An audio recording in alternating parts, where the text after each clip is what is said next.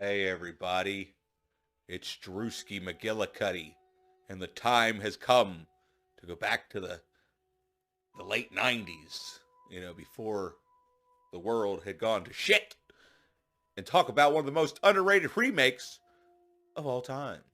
And that is 1999's House on Haunted Hill, starring like literally everybody that was popular at the time, even some people that were popular that then weren't popular, but then they were popular again, and then they, played Vincent Price in a movie.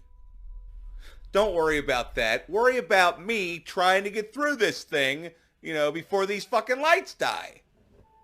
Before we get started, actually, we're going to get started by me saying that the beginning of this movie is probably one of my favorite opening scenes because it takes place in the mental institution and it shows this crazy doctor and all of his crazy nurses and other doctors doing all these crazy, sick, twisted things to all these patients.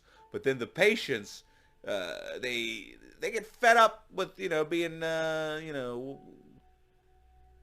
whatever it is that they're doing. They don't like being lobotomized, basically, is what I'm getting at. So there's an uprising, and they kill everybody and start a fire, and then everybody dies. And then you see that one of our characters is watching basically an Unsolved Mysteries type show, and she decides, you know what? My birthday's coming up. I'm going to have a birthday party in that house on Haunted Hill. So yeah, Fake Me Jansen plays Mrs. Price, and she's married to Stephen Price, who is basically a what would you call it? Like a fucking amusement park mogul? Is he an amusement park mogul, or is he just into the creepy kind of stuff from amusement? I don't know if it's his amusement park or if he's got this there's a roller coaster, right? And it's supposed to be really scary. And then to get to the roller coaster, you got to take an elevator, which is also really scary. So we are introduced to Stephen Price through these reporters reporting about his new roller coaster and whatnot, and it looks like a pretty fun ride, except there's one problem I have with this roller coaster, okay? Because, it's pretty cool that when you go up in the elevator, they make you think that the elevator's malfunctioning and it's crashing to the ground and you're all going to die. And then you're on the roller coaster, and you're on the roller coaster, you're having a great time, and then the car in front of you, it derails and goes off the track, and everybody on it dies. And then you're going to die, right? No, it's part of the act. Part of the act.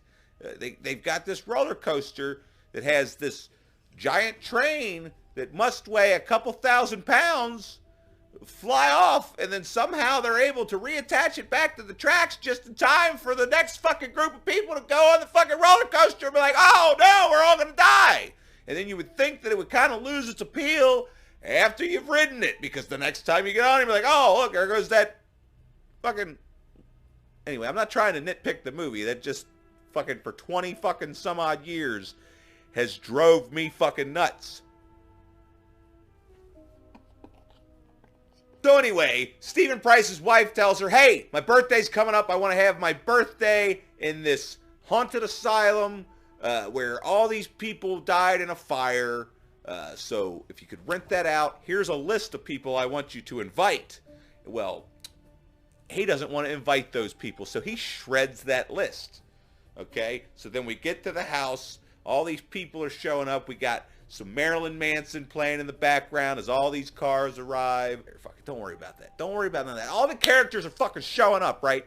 And then there's Chris Kattan, and he plays a guy who is like, his blood runs deep in the house with his ancestry and whatnot. Like his great-great-grandfather must have built the place, and then his grandfather tried to fix the place, and then his father tried to fix the place, and bad things keep happening. So he doesn't like being in this house, especially after dark. But he's got to get all these people into the house so that the movie can start.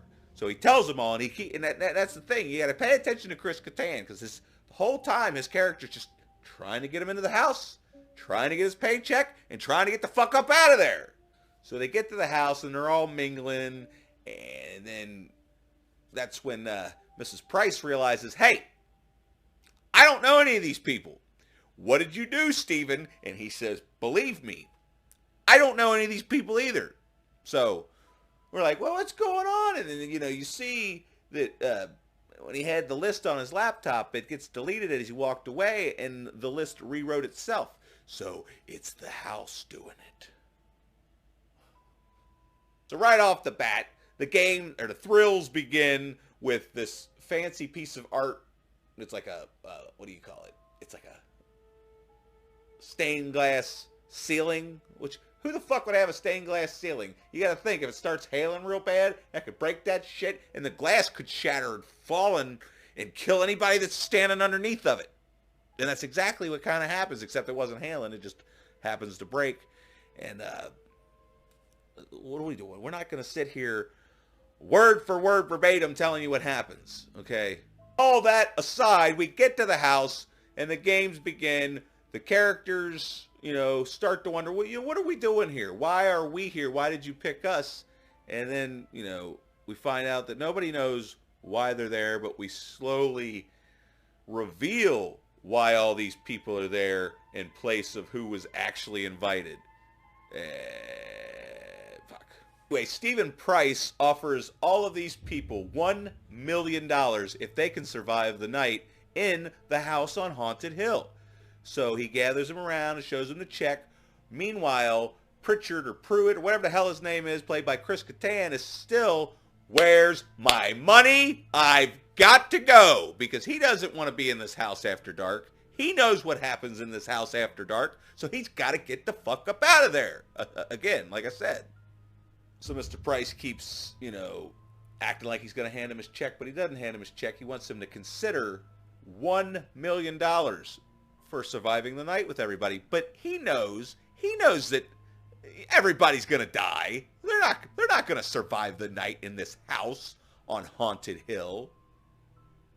Just when you think it's too late, you realize it is, because there's this loud noise. And what could this noise be? It is the house sealing itself off from the outside world. There's no way in, there's no way out. And, Chris Kattan, whatever the fuck you want to call him, tries to get there in time, but just doesn't make it. So now he's trapped in the house. And, everybody at first, they all think that this is a lavish game, all the shit's set up, which, a lot of the stuff is set up. Stephen Price, who's basically a ripoff of Vincent Price, because Vincent Price was in the original House on Haunted Hill, if you didn't know that. But this guy is basically supposed to be, I guess, his character from the movie, but it's, his name's Stephen Price, for Christ's sake. The fun really begins when they decide to go into the basement, and Pritchard, is that his name? Pritchard? I'm pretty sure it's his name. I don't know. But he warns them. He said, it's a maze down there. I wouldn't go down there. Don't go down there, please. For the love of God, don't go in the basement. But no, they're going to go in the basement. They want to snoop around, see if they can find a way out. And that's when the movie really gets started, because there's some stuff down in the basement that's set up as a gag, because Mr. Price is trying to scare these people out of their money, but little does he know that he picked the wrong house to fucking host this party in, because the house is haunted. No, the house is haunted, and it's on a hill, so it's like how you can't get out the front door. If you were to climb out this side, it's on a hill. You're gonna fall over the hill. You're gonna die. So either way, you're fucked. Scary, scary shit that happens in this movie. And, I know it's a very over-polished kind of 90s. A lot of things were over-polished in the 90s. But you can't, fault the movie for that. It was just a sign of the times, basically. But there is some scary, scary shit in this movie. I picked up the Scream Factory edition because all I had was the regular old DVD, and I hadn't watched this movie in what seems like forever. So when I popped it in and watched it with this gorgeous transfer from Scream Factory, it was like watching it for the first time, other than the fact that I fucking wore this movie out back in the day. This was one of my in constant rotations back in the late 90s, early 2000s.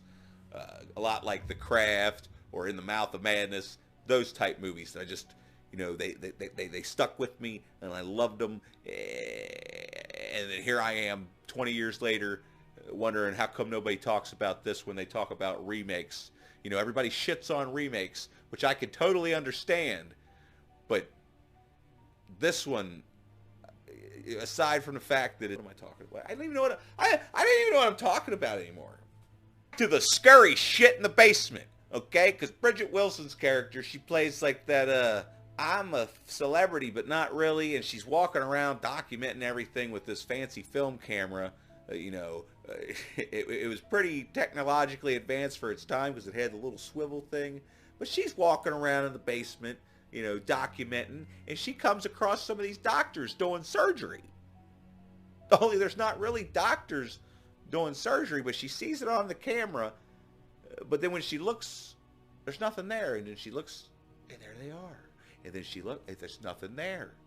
And now I guess it's the Mandela effect, because I don't remember it having that Halloween 6 choppy editing in this part. I just remember the thing being standing at the end of the hall. If I can show it, if I can even find the clip. If not, you're just going to have to take my word for it. Standing at the hall, she's pointing the camera. She's like, what the fuck is that? And then she takes it down, and she puts it down. Dang, it was right in the fucking face. Scared the shit out of me. And it was like, I don't know, that scene just was ingrained into my brain for so long.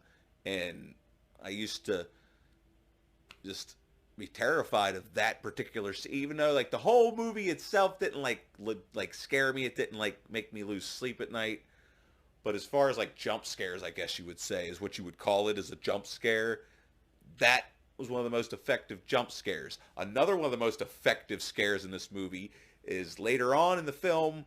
They're, all pissed off at Stephen Price because he had these guns with blanks, but then it turned out to have real bullets. And then it's like, is he fucking with them? Is he not fucking with them? What's the real score here? Is all this real? Is all this fake? We're fed up, basically. So they take him down into the basement and they put him in this, I can't remember what the hell they called it. It's like the insanity tank. Whatever drives a sane man mad will make a madman sane. That fucking idea of such. Fact of the matter is, they put him in this thing, and the scene just, it terrified me. Like, actually, you know what? I lied. I take it back earlier when I said I didn't lose sleep over anything in this movie. Now, looking at it now as an adult, it's like, okay, it's still a cool scene. But when I was younger, 17 years old, 16, 17 years old, even though, I was old enough to not be scared by scary movies, like something about this sequence where he's in this tank and the dude cranks it up all the way and you see the dude going around in circles, bouncing the ball, and then he turns into real, but he's still not real, but he's real. I don't know. I can't really explain it. The aesthetic of the movie, like, the cinematography is really good. Like, everything, like the set design is incredible. And something I didn't think was going to age well is towards the end of the movie, the evil, I guess, because they said something about once the darkness escapes, then we're all really fucked or whatever. Well, they accidentally released the darkness in the house. And I remember it was kind of cool to me, but I remember a lot of my friends talked about how the ending kind of got ruined with this CGI smoke thing or whatever. And I don't know if Scream Factory re-edited this, because I don't remember it looking this good. Like, you could tell that it was obviously computer generated in the original. And this, you could too, but it looked almost seamless, where it looked like smoke. Like, I just feel like they must have enhanced it somehow. But anyway, that's beside the point. Like, I don't want to sit here and verbatim go over this movie, because there's probably other channels out there that would do that. I don't know if I've ever seen or heard anybody talk about this movie on any other channels. So I wanted to bring it to your attention in case you haven't seen it.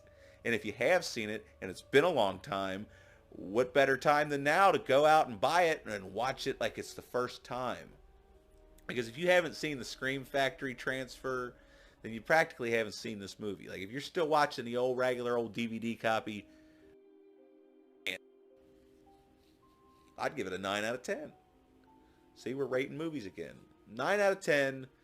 Only taking off a point for some of the, cheesy aspects, even though I can't hold it completely against it. So, nothing I say makes any sense. It doesn't fucking matter. Why are we putting fucking numbers on movies? Either you're going to like the fucking thing or you're not. Okay? So go watch this fucking movie if you haven't seen it and let me know if you like it. And if you don't, let me know if you don't and tell me why.